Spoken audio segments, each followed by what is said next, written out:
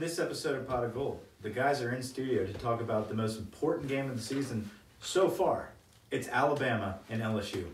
But before we dive in, today's podcast is brought to you by our friends at Vitality Medical Center. Vitality Medical Center of Baton Rouge is the amazing new health clinic brought to you from the medical team of Dr. Tommy Bond, who's an LSU alumni and former chief of sports medicine for LSU, and nurse practitioner Andrew Dow. Fellas, are you tired of fatigue? You know that feeling when you hit your 30s or 40s and energy levels just drop through the floor and you're fighting to get through the afternoon? The guys at Vitality are absolute experts, and they've developed individualized custom treatment plans of testosterone replacement, peptide treatments, exercise, and nutrition to get you back to feeling like a tiger. You know, a Joe Burrow tiger, a Heisman candidate tiger, a guy's gonna go into Easy, Alabama. Brett, easy. You got a little carried away. Seriously, guys, Dr. Bond and team are the real deal. Board certified and incredibly professional. The program is easy to do and results are fantastic. Team up by going to vitalitymedicalcenters.com and type the code POD in the contact form for a free consult. Leave your name and number also and start your journey to more energy and drive with the Vitality Medical crew.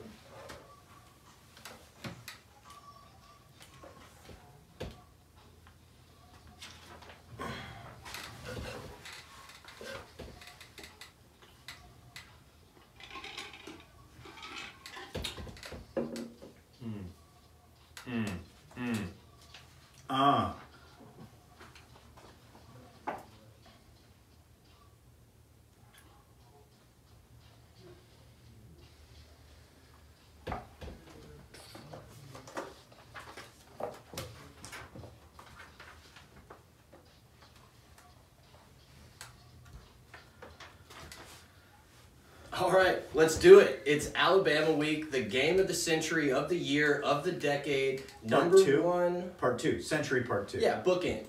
Number one, LSU. Look, we'll get the actual playoff rankings tonight, but let's just say it. Number one, LSU going into Tuscaloosa, the number two Crimson Tide. It's what we do this for.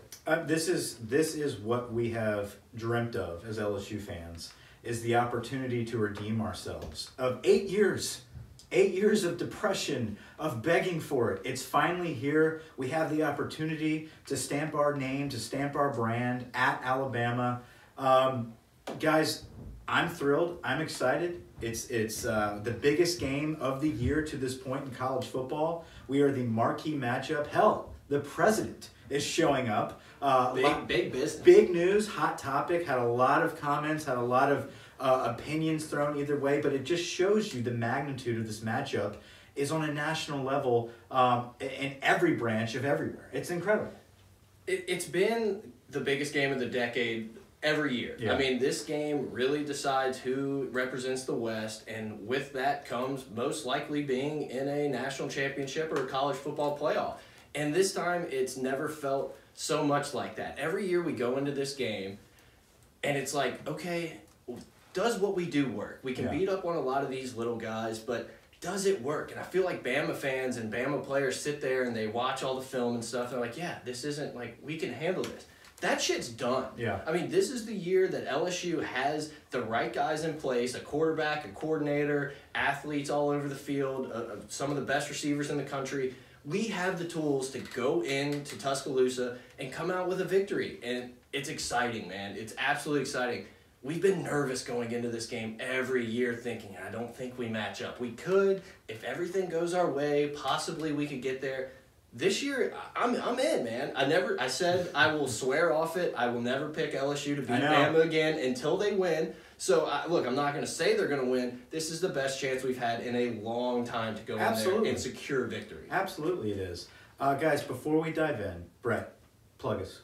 Hit us up on Twitter at potofgold, potofgold@gmail.com, patreon.com/gold. Guys, look, go to Bonfire. We got the t-shirts right here next to me, the Joe Burrow t-shirts, all of them. It's /store/potofgold, Grant. Grant is here behind the glass. He might not be in the cut, but his laptop, there he is, his hand was just in the cut. No, Grant, plug the website for the t-shirts. It's bonfire.com/store/potofgold. Good work. Perfect. Okay, yeah. Guys, t-shirts have been selling like hotcakes. We have a really cool new design. It's kind of like a Mount Rushmore design. Mount Gordy Rushmore, if you will. Sure. The font is super cool. Scroll back up, Grant, for us. We've got Ed, Burrow, Joe Brady, and Aranda is there. I still say Ensminger in the clouds would have made this shirt elite. But it's a great shirt. No. It did look awesome. It was just the fact that the design app that we're using for it just didn't look perfect. The idea was great, though. I get it. The idea was great. He's always watching over us, Mike. No, he is. He's the godfather for Joe Brady right now. Yeah. I think Joe Brady, listen, without Ensminger, I don't think Joe Brady is as comfortable calling plays right now. I think it's a great move by Ed to keep Ensminger involved.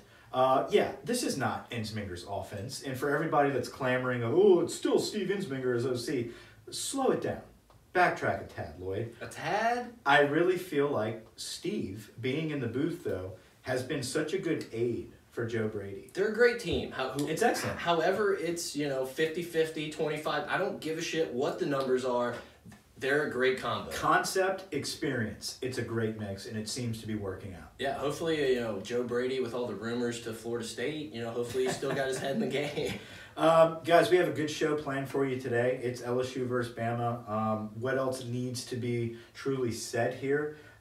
Nothing, honestly. No. I think we need to dive into the hot topics of LSU. We'll get into the game. It does suck we're already here. The season is literally, you look on the horizon and you're like, okay, after this game, obviously it will be a great day. It's like Ole Miss, Arkansas, A&M. And it's over. I understand that hopefully there's more games. Hopefully there's a conference championship game. But we've already gotten here, man. And it's been a really fun season to this point. Obviously, LSU's winning. The pod's doing great. Yeah. Everything. We're in a new studio design. Got it set up a little better. Shout out to Steve. Steve from Home Depot. Steve at Home Depot. He hooked us up. The best in the business. Steve from Home Depot, big shout out. This is probably going to be the first episode he listens to, correct? Correct. I got him to subscribe today. Yeah, so excellent job, Grant. Great job going out, getting the materials for us, setting up the new studio. I think it looks excellent. We're going to definitely test the sound quality, but so far, so good, to be honest with you. Yeah. Guys, excellent episode planned. Let's talk about some football here. I think off the rip, we have to talk about Divinity. Yeah, so Michael Divinity kicked off the team like clockwork. There's drama involved with this week. We knew it was coming. We knew it was coming at some point this season. Always, traditionally, the kid that gets kicked off the team, it's week 1. Yeah. But in this instance, it was week, 8 technically? 9, I think. Week right? 9, yeah. So here we are going into Alabama, and Mike Divinity, one of our top defensive leaders. A leader on the team, yeah. A guy mentioned to be like the coach on the defense. A guy, it sucks. I'm not going to speculate what happened, why it happened, how it happened. It's just, it sucks for him. It's weird. I hate to see a guy who was kind of considering going to the NFL draft, and then, a few months later, it's like here. It sucks. I feel bad. Can I be honest with you, though? Hit me with it. Mike Divinity has not looked the same at all this season. I get it. There's something going on. Yeah, I think this is more than pot, man. I think this is not just positive for THC. I agree. Bama week, he's gone. Well, the cryptic tweet after the Florida game. Right. The I've lost love for the game. Sorry, guys. Hope y'all forgive me. I mean, I think there's a lot more going on personally with Michael Divinity. Like you said, we're not going to speculate on specific issues that could be going on. I think this is more than a marijuana situation. And the fact that Ed said he's, we're still considering letting him back on the team later on this year, it's got to be more than just a failed drug test or something. I absolutely think it's more than that. And if it's not more than that, then he has a serious issue. Right. And I think he's struggling with an addiction problem that while you have the resources that are given to you with college athletics, get it taken care of now. Yeah. Look at Tyrann Mathieu, right? Get it taken care of and produce for your family later on in life. I don't know what's going on with Mike Divinity, but I'll tell you this, and no slight against Divinity. Mm-hmm. This is not losing Devin White. This is not losing Tyrann Mathieu. Yep. This is not losing a guy. We couldn't afford to lose a corner on this team. Exactly. I can afford to lose a linebacker. It sucks. Well, he's already missed a few games. Right. He's already missed a few games, and guess what? He, as the season has progressed, he's only truly been utilized in blitz packages. And guess what? We have started to develop Brooks. We have started to develop Clark, Queen. These guys are stepping up in place of guys who have slacked.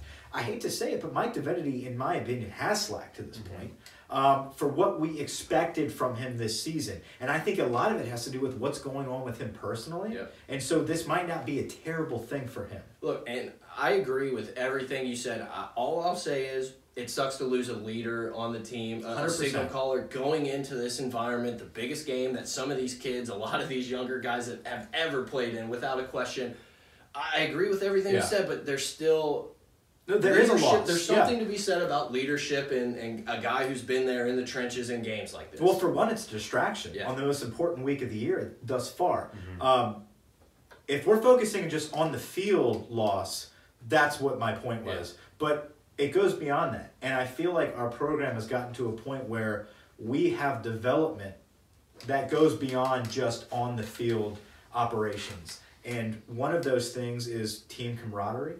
One team, one heartbeat, the whole attitude of a family environment. And I think losing a guy like Michael Divinity will take a toll on especially some of these younger cats that look up to guys like that. And they're like, wait a minute. Yeah. So you can just kind of bolt? Yeah. You can just leave in the middle of the season? It's almost similar to Leonard Fournette leaving for personal reasons. Yeah. Kind of I mean, he was a leader. He wasn't productive, but he was a leader on the team that... I mean, the writing was on the wall for him, but But yes, no, Brett, you're exactly right though. As far as the leadership opportunity, no, seriously, it goes beyond just his on the field persona and what he gives, what we gain with Divinity being on the field. It's more of a locker room situation. Yep. And look, on the flip side, we're going to move on from this. Good luck to Mike Divinity and all that. This is an opportunity for someone to step up. I personally believe it's Clark. I think Clark is a guy that all through spring, all through fall camp, Ed talked about how great he was and everything. This is a chance for this guy or someone else, maybe a Brooks. I'm not as sure Brooks is going to get the reps there. Yeah. But it's a chance for a guy to step up. And guess what? This team is not short on talent. Absolutely not. I thought about it the minute this came out. I have been critical of Divinity all season. And it's because I've noticed he's taken plays off. Yeah. He doesn't look the same. Obviously, there was some issues going on with him, and that explains everything that I've been seeing. But with that being said, you're going into the Alabama week. You don't need somebody involved in this game plan, when they've got issues happening, right? I would rather a younger guy like a Clark, like a Queen, somebody that is just itching to get on the field, hit somebody, and doing everything they can to be perfect so they can clamp down on a starting position. I think Clark, like you said, has been somebody that Queen's going to be on the field in some way. For sure. That's not where I'm going with this. It's the substitutional players like Damon Clark, like Andre Anthony in those blitz packages, like Marcel Brooks. I think those cats are itching to get into this game. These guys know this stage gets no bigger. This is 1 versus 2 in week 9, right? Like this is a national championship. Not some bullshit preseason game, Chick-fil-A kickoff classic. This isn't even a round 1. This is a national championship caliber stage right now. So they know they're going to play perfect. So I think like an eager Damon Clark is going to be very advantageous to this program. Yep, look, man, I think we should move on. But just like you said, I saw odds today that came up and said, will the loser of the LSU-Bama game make the playoff? And yes was like minus 300. Like Vegas it feels like everyone believes that these are the best 2 teams on the field, and we haven't been able to say that since 2011, when it was pretty much known that these were the best teams. These guys were going to put out the most guys to the NFL. Keep going, whatever you want to say. This is this massive matchup of talent, of teams, of great coaching versus emerging coaches. I don't know, man. I'm excited to see it play out. We talked about it a little bit in the group meet, that even if a loss here, I don't think that we fall below number 5. Yeah. And as the season progresses, I think if we just remain with one loss on our schedule, they are going to have to decide. Every year this happens, especially this week. We're about to find out in a couple hours here what the rankings are. Obviously, we already know LSU and Alabama are going to be 1, 2, or 3. It's going to be there, right? So we're not really worried about that. But Minnesota might sneak in there. What we are going to start thinking about, though, is it's never been the same, right? We've never seen the initial rankings come out and all the predictions happen week 8, week 9. All of a sudden you go into playoff time and it's like, yeah, that team was talked about and that team, but holy shit, this is a shakeup here. I don't see LSU falling so far behind that they are not right there at the door where they're in the discussion regardless of what happens this week. You're right. And look, man, they may be behind the Ohio States and the Penn States after a loss, but those two teams are going to play, I guess, next week. Yeah.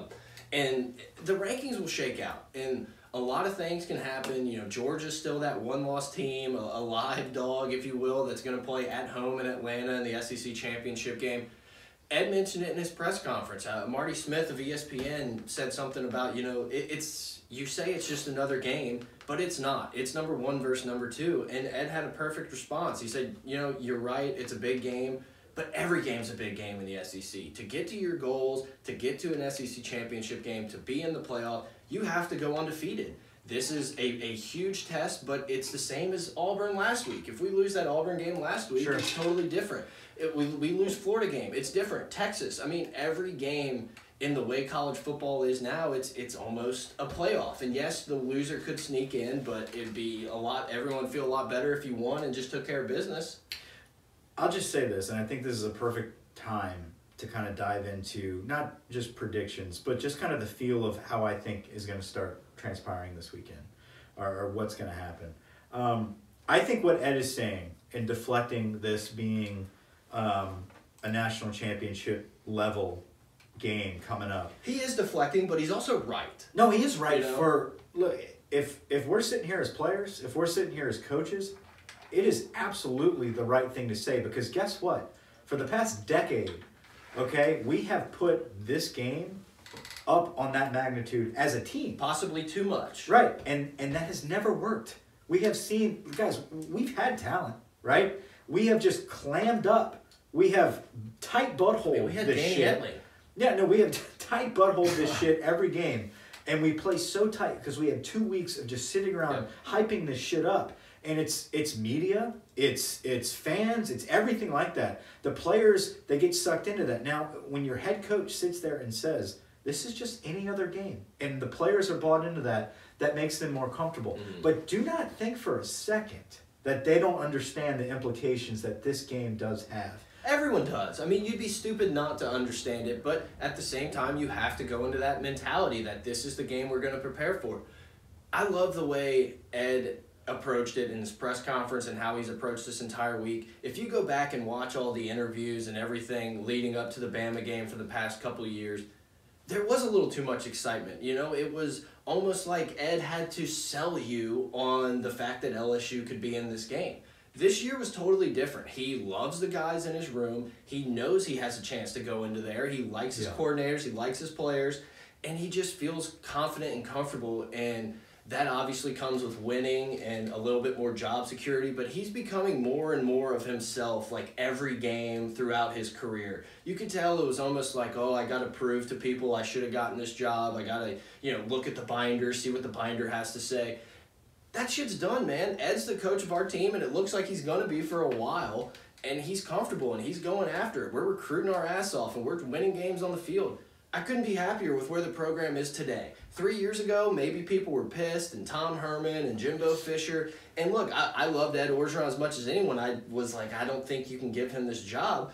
And all he's done is done the right things. Have you lost a game here or there where you thought you should win? Absolutely. But that's the growing pains of becoming an elite program. And here we are. He's no Willie Taggart. We are 3 years into this, and we're going into Bama, the 12-year, 15-year dynasty, however long the little prick's been in Tuscaloosa, and we feel like we can beat them. We're ready. We're ready year 3 to take on the big dog. And look, if it doesn't shake out, if LSU plays well and doesn't win, that's okay. It sucks. It'll feel like shit. Alabama will get to troll us for another year. But I'm comfortable with it because we've done everything we can by hiring people, by finding the right talent to be able to be in this spot and to compete for national championships. I agree. I absolutely agree. I think we've gotten over a hump to this point. But there's one more. The second hump of the camel. They always say that's the hardest one. Right. There's one more we need to get over. And I'll go back in time a little bit here when Ed Orgeron was first hired, and there was no secret of what had to be done. Yeah. And that's beat Alabama. Yep. And he embraced it. Listen, and that's the one thing he made very clear. I understand the expectations that this job carries. Yep. And that's to beat Alabama. You don't win a national championship unless you beat that team in Tuscaloosa. Well, Alabama, but they can lose. But yes, go on. Exactly. My point is, it is okay for him and the team to downgrade the magnitude of this game that's coming up right now. But we need to understand as fans and as media that everything we have done to this point is to win this football game. Everything.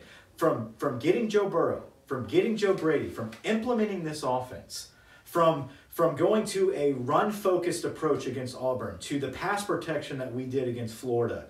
Everything that we have done has been a calculated approach to game plan and prepare for this one game that'll get us past something that we have not been able to do in 8 freaking years. Yep. And it all comes together this Saturday. I think LSU has been shocking the nation all season long. I think they have one more surprise, and I think that happens this Saturday. I hope it's a few more surprises, but yeah. Look. But I think if we not blow out, we're not blowing out Alabama, but if we come into Alabama and we execute, and that's the difference. It's not just implementing a new offense, man. It's not just coming in and getting a new style of offense with Joe Brady or getting Joe Burrow. We are executing at a level higher than anyone in the country right now, with a quarterback playing better than anyone in the nation. We have not had that in 8 seasons. That's why I feel confident that this is the time. Yep. I think it has finally arrived where it is all lining up and is coming together for us to get over that second hump and to shock LSU fans. We've been shocking everybody else, but the true fans that have been watching, this is no surprise. We knew this could be happening. We were capable of doing this. What we're going to do this Saturday, I truly feel, is the last hurrah of, oh shit, this is legit. This is real. And we can actually go into the playoffs and compete with Fields at Ohio State, with Lawrence at Clemson. And guess what? If we have to play Alabama again, we're going to show that we can go toe-to-toe with them. Yep. Look, I agree. And look, this may be a little bit of a beta mindset, but my expectations for LSU are to be in this spot, to be going into Alabama game, no one knowing if you can win or lose, being undefeated going into that game, not losing to the bullshit games that you should have, but you had a turnover or you didn't throw the ball. That shit's done. We're walking into Tuscaloosa with a damn strong football team, as Les Miles would say. And if it's not good enough, if that's what happens, that's fine. This is only getting started. It's keeping going. I'm ready, man. I think the team's ready. You said something about putting it on the national stage. I think there's still a few people out there that kind of think, oh, well, let's wait until we see Bama because they can't run on Bama, they can't move the ball on Bama. You know, there's always going to be those people, and that's fine. That's the goalpost is going to keep getting extended. It's like, oh, well, Ed probably can't win a playoff game, and that's fine. We're in the position to do it. And this game's going to come down to the playmakers making plays on the field because there's a shit ton of NFL talent that's going to be littered across the field on Saturday. Who makes the plays? Which team gets the costly fumble? Which team, muffs a punt? It's going to be the little things because both these offenses are going to move. They're going to attack the defense. Right. Tua's going to put up points. Burrow's going to put up points. It's who makes the plays. Who makes that tackle from Jerry Jeudy instead of being a 30 or an 80-yard touchdown, it's a 10-yard gain. How many of those little plays? I think it's the minute stuff for once. It's not like, oh, well, hopefully we can hit a deep shot and we can keep up with them. That's done. We're going to go in and be LSU football. And if it's not good enough, then it's not good enough. No, I absolutely agree. And I think that's why, like you talked about. I'm pumped. Yeah, it's a good week. Let's go. But no, I agree with you in a sense that's why if I do think that if we come up short, it's going to be just short. Yeah. And we're still going to be right there in discussion to be a mulligan. Right? To have a chance at going against them again. I don't think they're going to come out here and beat our ass. I don't think we're going to go in there and beat the shit out of them. Yeah. I think this is going to be a hard-nosed, elite-level football game that we're going to see. I do believe we come out on top because of just how effective our offense has been and how just, I would say, big play their offense has been. I do not believe that Alabama will sustain drives on LSU. I think it comes down to red zone. I really do. It's going to come down to them hitting the big plays. How many Jerry Jeudy over the tops or Devontae Smith slants that get broken for touchdowns? They're going to hit those big plays. No doubt about it. That's who they are.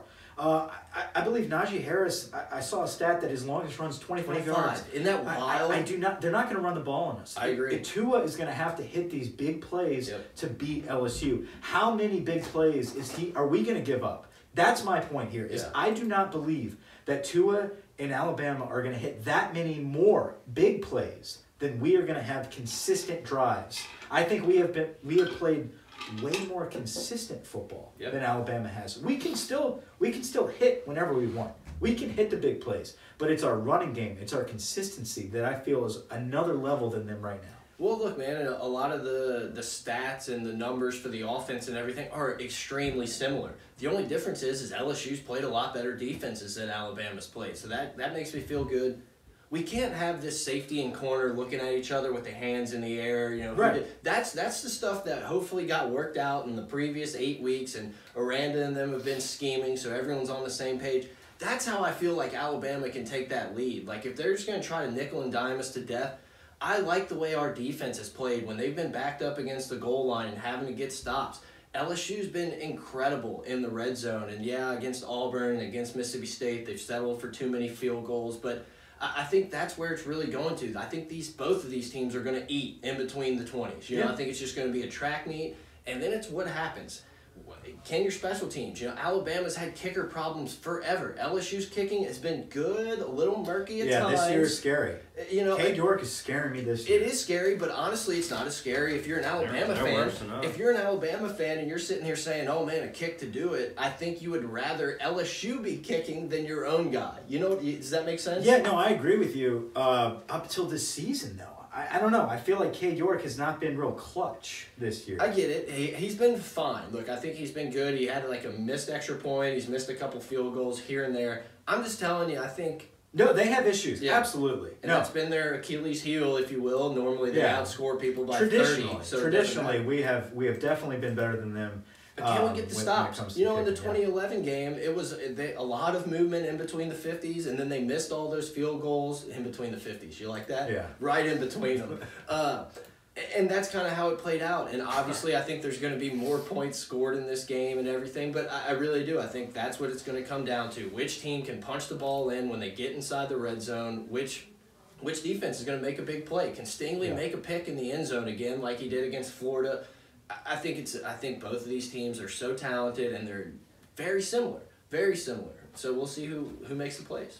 No, it's going to come down to big plays. I really feel like it's a game of matchups. Yeah. And I feel like our receivers are more elite than their defensive backs. I truly believe that Joe Burrow is going to pick that team apart. Do I believe that our defensive backs are more elite than their receivers? No, I don't. I think that they have great receivers. I think it's going to come down to the big plays. Like all these corners are going to get beat. They're going to get beat constantly throughout this game. The receivers are too good. The offensive schemes are too good. The way the game's officiated now, it's too hard to defend. It's just a matter of making the play. You can get beat 6 times if you get a pick. That's a great job. You have to weigh the options here and the offensive consistency. Can we develop an offensive game plan that can wear some clock out? Yep. Can you run the ball when you have to? Can Joe Burrow escape the pocket and hit people in the scramble? Protection. Or can we tempo the shit out of them and keep them off balance? That's what I'm saying. I think it really is going to come down to a Tua versus Burrow. And this is going to be a Heisman-level competition here. It's going to be everyone viewing this. The national perspective on this is going to be spotlighted by a quarterback competition. And I truly think that Joe Burrow has been more prepared to this point. Do you think LSU's going to be able to run the ball? Because I do. Yeah, I do. Absolutely. This is not the same Alabama defense that we've been seeing every year. Look, I agree. I think. Is that making noise? I don't hear it when I'm doing it. Oh, yeah, no, it's doing something. Y'all keep looking. Yeah, it's making some I can't hear anything. It's a lot of static. It's okay. I think Hilaire, Ty Davis Price, Ed kind of said we have 2 backs. I thought that was a little interesting thing that he said out there. Ty Davis is here to stay. Oh, no, I agree. He said 2. That's all. That's all I'm saying. Well, we're finally to that point. We've tried to develop somebody in that second role there with Clyde with Clyde's backup. Yeah. And I think Ty Davis Price is clearly that guy to this point. Do I think we run on Alabama? Absolutely. Yeah, Do I think Alabama runs on us? No. Not as well. Not as well. I'm really interested to see what Dave Aranda has dialed up. Are we, for 2 months now, we've been saying, oh, he's been watching the Clemson film and he's working on this. Ed said he's got 350 schemes up on the wall, whatever. Are we going to see something like a chase on dropping into that slant spot when Tua's not expecting it? That's what I'm looking forward to seeing. If we're going to get a little more exotic and say, we're not holding anything back anymore. We're not working on anything. We're going to fly at 1,000 miles per hour, let guys come up and play, have Delpit up in the middle making plays. I don't know. I'm just excited to see it, and it's nice to know that your defense can give up a couple touchdowns. Like it used to be, it's like, oh, man, they got 20. Game over. No, I think we're absolutely going to be in position to stop this offense. I think Dave Aranda has always put us in a good position against Alabama to succeed. I think offensively has been our issue on moving the ball in that defense. I think, listen, I don't know if it was a couple seasons ago, we start the game off with an interception, right? Or is it last season? No, it was a couple years ago. It was with Jamal Adams. He starts off with a pick, first drive, right? I think if we're in that position this season, if Delpit comes up with a big play, if Stingley comes up with a pick, we're scoring points. Yeah. It's not just going to be a waste clock, punt it away, flip field position type of game. Here. No, we're scoring touchdowns this year. So if you create turnovers, that's a win. Yeah. That's a huge win. I think it's a momentum swing, and I think it finally matters to win the possession on defense. I agree. Look, and I don't know, this may be a little off topic, but with all the news about Jamal Adams, the trades and all that stuff, for some reason I just sat there thinking about it, and I was like, would I trade junior Jamal Adams for junior Grant Delpit like right now on this team? Yeah, like exactly where they are. It was different skill set. I know. I went back and forth on it. Just started thinking about it. I meant to text you and I just didn't. So why not do it live on the pod? What'd you go with before I give my take here? I love Delpit. I think give me Jamal Adams. Yeah, I'm not going to say Delpit regressed, but at the same time, oh man, it's going to go against my player of the game take. I think move on. I think Delpit, to be honest with you, I think Delpit has a huge game against Alabama. Look, I agree. I'm not I don't think he's been saving himself per se. But I will say players, this: big time games, all those. It's Burrow and Delpit. I think Burrow and Delpit have to have the biggest games of their lives. Everyone is watching. It's Burrow's Heisman moment times 2. It's Delpit's coming out party as a surefire first-round draft pick. He already is, right? But you're getting top 5. But I think it's one of those things where he already has that momentum going for him, and this is just kind of like, hey, I'm going to show out with everyone watching against Alabama. I think Delpit is that type of player that he can selectively do that. Yeah. I think he's going to make a play.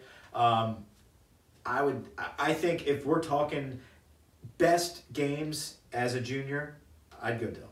Yeah, look, I'm not saying there's a right answer or wrong answer. It's just one of those things that I was like, man, imagine Jamal Adams on this defense. And I was like, well, I guess you'd have to take away Delpit. And I just started, running those scenarios. It's bye week, man. A lot of shit happens. A lot of shit happens in bye weeks, man. A lot of shit happens. Look, Willie Taggart's gone. We'll get into a little bit of college football later.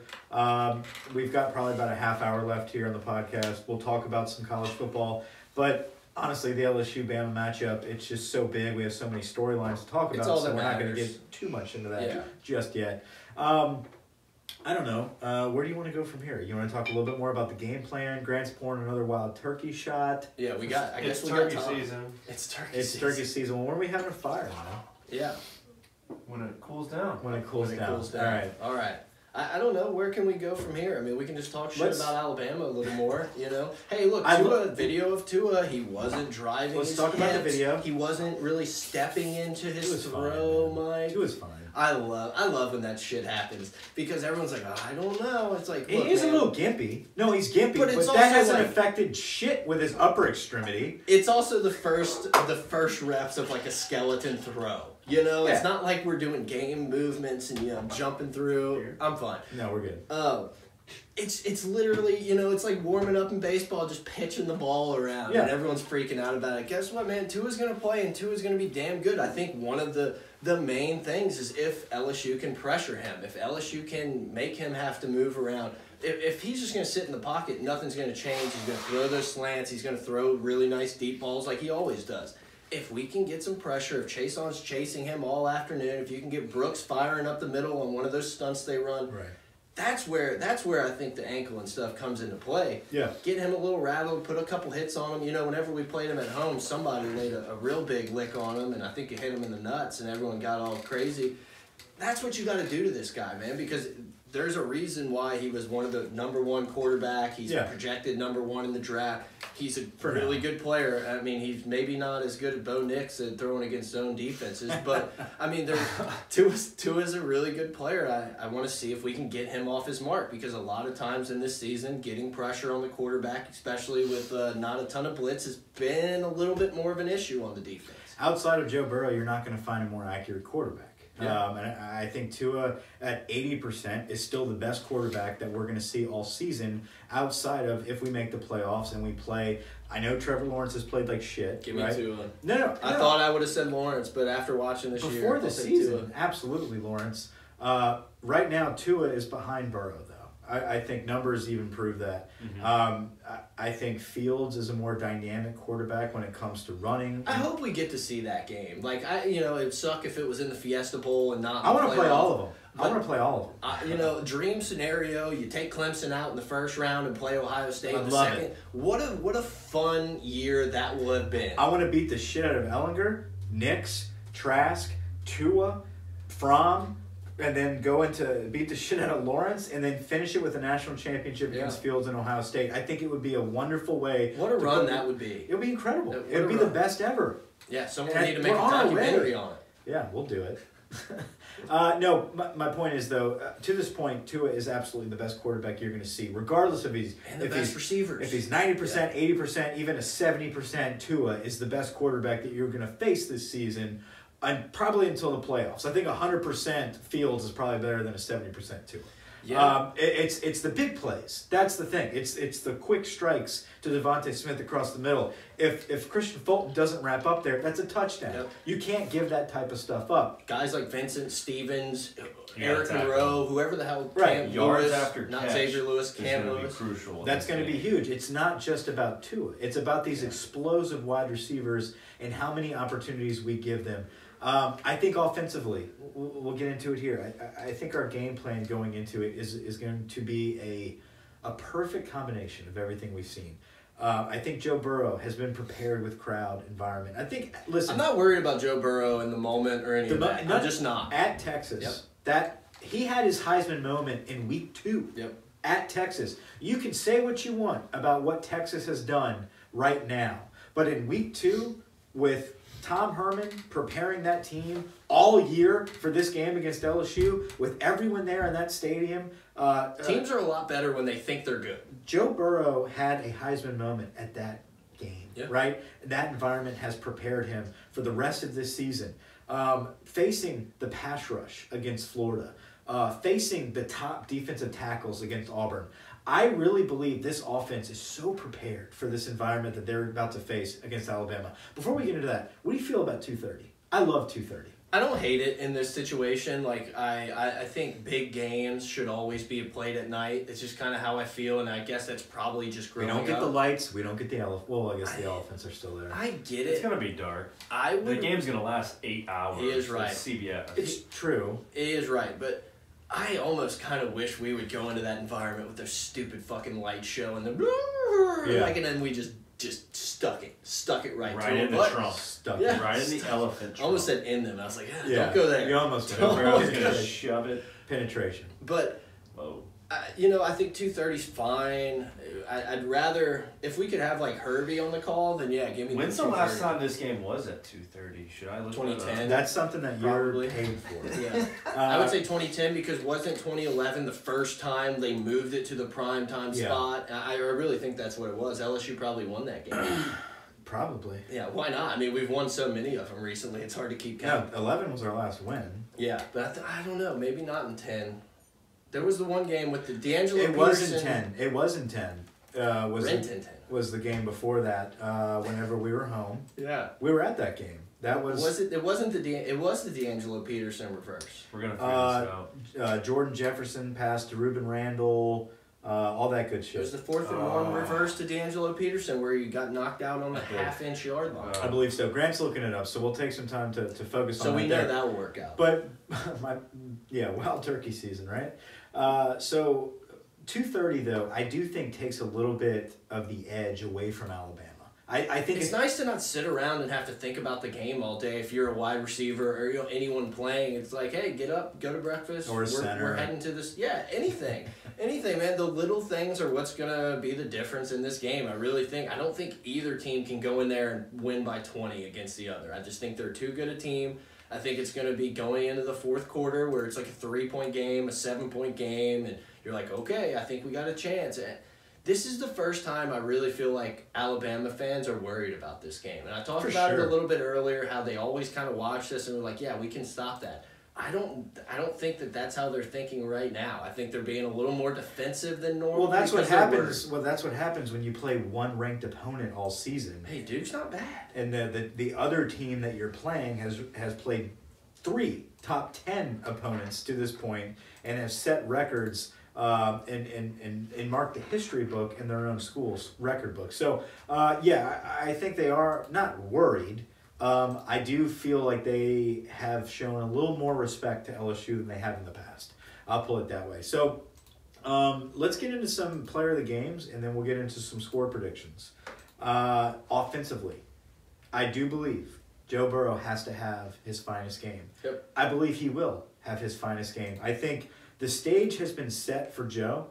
I think when Joe is backed up against the wall and the spotlight is on him, he performs. I didn't know he was injured last year for the Bama game. That was news to me. Yeah, kept under wraps. I think with this new offense, though, I think you don't look at last year. I don't think you look at any other year that we have performed against Alabama to this point. I think Joe Burrow has a final stamp and a Heisman moment pre-playoff. I think he had it against Texas. I think he's had it every game up to this point. And I think against Alabama, he stamps his name as the Heisman frontrunner and the winner, to be honest. I think he wins the Heisman this Saturday. Yeah, so look, sorry, Grant just went on and showed that it was the 2010 game, LSU 24-10. I remembered because that was my 21st birthday and we all went to the casino after, remember? I believe we were all there. Yeah, the whole crew. Anyway, I had to pick you up. I don't remember. We'll get into that off the air. Look, it's hard to argue. I can't argue with that. Joe Burrow will have to play. I'm going to say it's the running game is going to be the player of the game. Clyde Edwards-Helaire, Ty Davis-Price, and even the offensive line blocking. That's a huge player. Yeah. So the running game. The running game is the key to victory. Look, we can call it Clyde. But if LSU can run the ball, then Joe Burrow is going to be able to do work, and that's just how I feel. I think we're going to run the ball. I think if we're a one-dimensional team, that's where you get a little worried. You know, Nick Saban's always been pretty good against like a one-dimensional offense. I mean, we've seen it for the last decade. I think if we can do both, exactly. I'm sorry. If LSU can prove that on 2nd down and 10 they can pick up 15 yards running the ball, or it's 3rd and short, and we can get our nose dirty and push them back like we haven't been able to do, that's what's going to allow LSU to win. I think Burrow has to be great. I think these receivers they have to keep being excellent as they have been, catching everything. But I just honestly believe it starts with Clyde in the running game. I do too. I agree with you. I think it's not just Clyde. I think being able to defend this defensive line. I think that's what Alabama has beat us on every year. Every year we go into this game plan, it's like, we got Leonard Fournette. Guess what? Their D-line beat the shit out of us. Yeah. We go into it with like, we've got some good play action plays set up with Danny Etling. We have no time to do it because their defensive line's kicked our ass. I think pass protection is huge. Joe Burrow's going to flourish with our pass protection because we will be able to defend it. But like you said, being more balanced and having Clyde have a big game is very huge. So I agree there. What, Grant? 2 crucial things. Tight ends and running backs. Throwing them the ball, that's one thing Nick Saban does not cover, right? So I think those two in the passing game, those 2 positions are going to have a big night. How is he going to cover those and our other animals out on the outside? You got to pick your poison, just like LSU's going to have to do. with all the studs Bama's going to put out there, you have to just say, like, this is the closest thing that we're okay with them getting this. And Alabama's going to have to do that with us. I agree. Moss could be a massive factor, especially blocking, man. He's gotten better each week. He's been a great receiving tight end, and you're right. Every week, if you just watch him, he absolutely lays somebody out on a chip block or something. Physicality from our receivers are going to be huge, too. Not just Moss. Moss starts it, but the physicality of Jamar Chase is contagious. I think blocking... And Jefferson gets dirty downfield. He's pretty nasty. He's probably the best receiver on our team. He might be the best player on our team, besides Joe Burrow. But... I think Jamar Chase catching these quick slants and dragging a corner. I hope he drags his ball sack all over Surtain for 10 yards. It would be great to beat them after he said he's going to Bama to win championships. Like, oh yeah, you lost one and have fun in the Fiesta Bowl. The only thing better would be to do it against Dylan Moses, but he's unhealthy. He'll be on the sidelines. Don't you worry. He's weak. He'll be waving that towel. But I think of Jamar Chase catching slants, out strengthening the defense for the extra yard. I can't wait to see it from our offensive attack. Defensively, I know you're going to go Grant Delpit. I think it's a guy like a Tyler Shelvin or a Rashard Lawrence. Someone on the line has to be able to hold up, get the run blocking, get some pressure on the pass blocking. I really do. I think for years we've lost this game in the trenches, and it's obvious to see, and I understand the scheme was way worse back then, and it's a lot better now, but football a lot of times comes down to the trenches. You can have all the talent in the world. If you can't block the guys up front, then what does it matter? Have we progressed? Last year, all Ed said was we got to get better in the trenches. They bullied us in the trenches. Here we are with a lot of the same guys, a year more experience. They're playing better. They've gotten better. Great job of the coaching staff. Ed's hired a lot of great guys to help them. Is it enough? Can we get pressure on Tua? Can we get him off his mark? Let him play a little rattled. See what it's like to be in the dirt a few times. Yeah. I don't know. That's what I want. And I think the person that will get his dick in the dirt enough is going to be Grant Delpit. I don't think it's just going to be a Delpit shining moment in coverage. Yeah. I think Grant Delpit is going to have a lot of blitz packages, especially with Divinity out. We're going to create a lot more creative blitz packages. We're not just going to see the basic stunt that we've seen with Chase on or Divinity in there or Brooks. I think we are going to see more safety presence on the line. I think we're going to create pressure and confusion, and I think we're going to make it very uncomfortable for Tua. Yeah, Tua's playing. People that are talking about Tua being gimpy and not playing and all that bullshit, stop it. It's over. He's playing. The minute he went down against Tennessee, you should have known from the get-go. This is simply a 20-day injury or whatever. This is simply precautionary because LSU's the next real opponent. So just stop. He's playing. I think we are going to do everything possible to make him uncomfortable and guard himself against us. I think what you do in that situation is you bring the heat with quick players that can match his speed. And I think that's Delpit. I think that's Brooks. I think that's fast guys off the edge like Clark and Queen. But I do think the best players in your team are going to win this game for you. I think the MVPs and the first rounders show up. I've got Burrow and Delpit. Yeah, look, I'll go Elaire, and we'll go Rashard Lawrence, the senior. A guy, breakout. A 5-star player that we thought would be like. He's just so crippled. Yeah, I know. But like Auburn. Auburn has these D-line guys that get out there and just maul people. That's who we thought Rashard Lawrence was when he's committed. Yeah. And if he does it this game, then it's all been worth it. And I don't know, man. I just keep looking at it. Do you think this game's going to start slow, kind of like the Texas game where you think, oh, my God, both these offenses, and then it starts out like 3-0 at the end of the first? Or is it going to be just let's go? My opinion, I could be completely wrong. Yeah. And most of the time I am. Yeah, sometimes. I believe we take the kick, and I think we score quick. I honestly think we're going to go up like 14-0 and shock the shit out of people. And it's going to be a catch-up game for Alabama the whole time. It's going to be a close game. Yeah. We're going to stutter. All right? Sputter. Sorry. We're going to stuttering. We're going to sputter at moments. Spit it up. Okay? But I do think we come out hot, and I think we shock people. And I think it's kind of like this, holy shit, Alabama needs to catch up. And guess what? They're a good enough team that they do. Alabama catches up. Thanks for reminding us. That was Fern. Mother. Alabama catches up. And it's a battle from there on out. But I do think we start out high. I think both teams look good from the beginning. And I think it's a battle back and forth. I do believe that Alabama is going to have to hit big plays to beat us, and they will hit big plays throughout the game. I do not believe that they're going to hit that many more big plays than we will hit consistent touchdowns and consistent drives. I think our defense holds at crucial moments. Yeah. In the red zone. In the red zone, like you talked about. In between the 50s. I have LSU winning this game 34-31. Yeah, look, man, one of the things I'm most excited about watching this game is going to be the chess match. We talked forever about Alabama's shadow staff, and they have all these analysts. Guess what? LSU has those guys too, and LSU has the Joe Brady guy who's been said to have an answer for everything. Both of these teams know what the other one wants to do, what they like to do. They're going to take away aspects of both of them. Miranda's going to take something away from Tua. Whoever the hell is at Alabama these days on the defensive side, he's going to take away stuff that we've been our bread and butter. How do these teams react to it? How do they fight back? How do we attack it when it's maybe something that we haven't done a ton all year?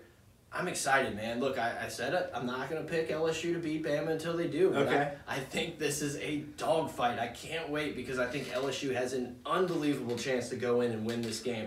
I just can't wait to see Nick just scowling on the sidelines, looking like a wet dog. Just like, what am I doing? He's looked like a wet dog all season. I know. I've said it like 3 weeks in a row. I can't help it. We gotta think of something new. Can we think of something new other than wet dog? Yeah.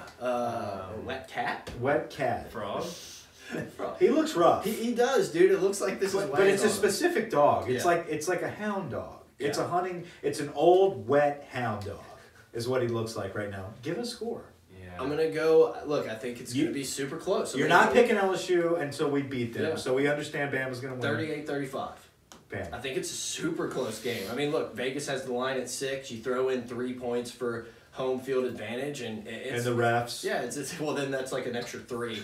Felica put out a tweet today that, like, in the 40 years that AP1 faced AP2, and AP1 was an underdog, they've won it outright. Obviously, statistics don't mean shit at this point, but it's a little something you can look at and be like, yeah.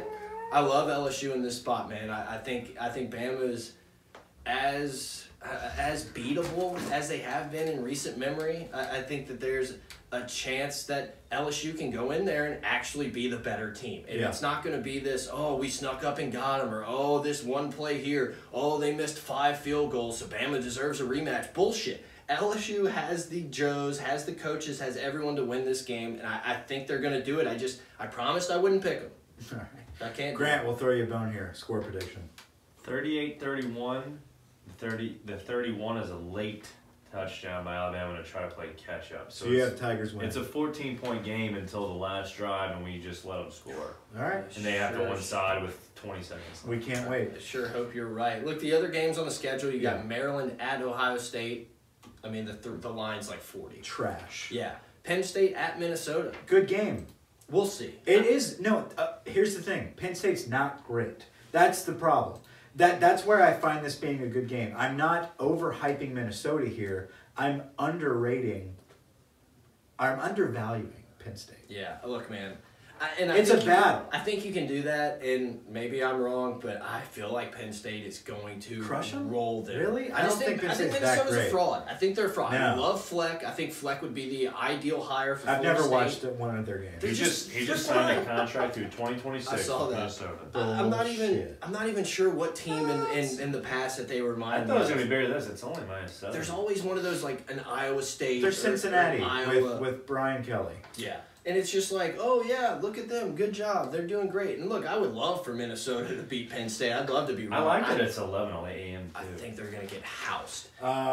Missouri and Georgia, that's kind of shitty. Iowa, Michigan. Iowa, Wisconsin. You know what's a game? Here's one y'all skipped over. Baylor at TCU. We haven't skipped anything yet. At 11 a.m. kickoff. You didn't give us a shot. It's right after Minnesota. Look, TCU's got a ton of problems with quarterback injuries and everything. Your boy reported first on Gold. But they've been entered the transfer portal.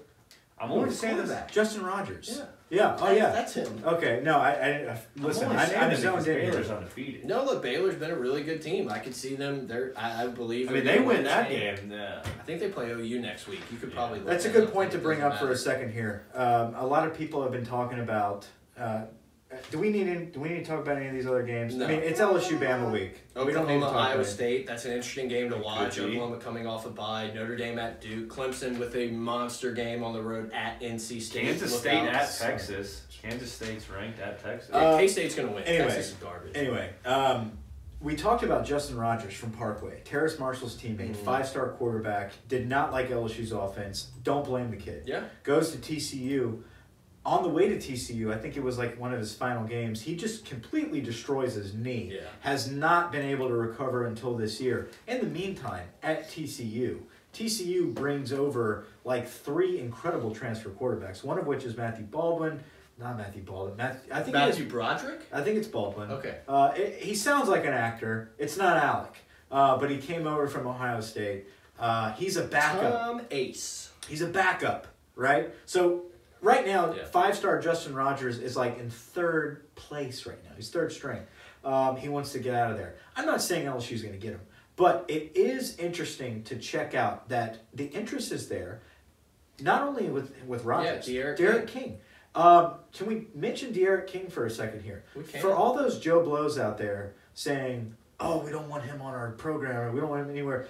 This cat is legit as hell. No, he's good. Do I think it would ever happen? No. I don't think Derek King's coming to LSU. I agree. But for people to be on their high horse and be like, shoo, Yeah. we already have our quarterback next year. Guys, wake up. Heads up. Wake up call here. Just because it's Houston, right. We have LSU, no room to talk. Beat out LSU, Trask. no. LSU is now about to be a designation location for this new age of quarterback free agency. Yeah. So for everybody that's worried about us kind of being greedy and taking people that are transfers, we did it with Joe Burrow for one thing. But 2, we are showing the most prolific offensive attack in college football, in our LSU school's history. Be prepared for quarterbacks to be knocking down our door. Yeah. I understand people that love Miles Brennan and think he's the best. All that bullshit. Weird. Right. Guess what? He's going to have competition. And whether it's Yeah. brought in from the outside or if people start rising to the occasion against him, I believe LSU is about to bring in some solid quarterbacks. He Be needs prepared. competition. And look, guess what? The 5-star wide receivers, they're not going to be leaving LSU anymore. Right, They're going to be right. wanting to come in.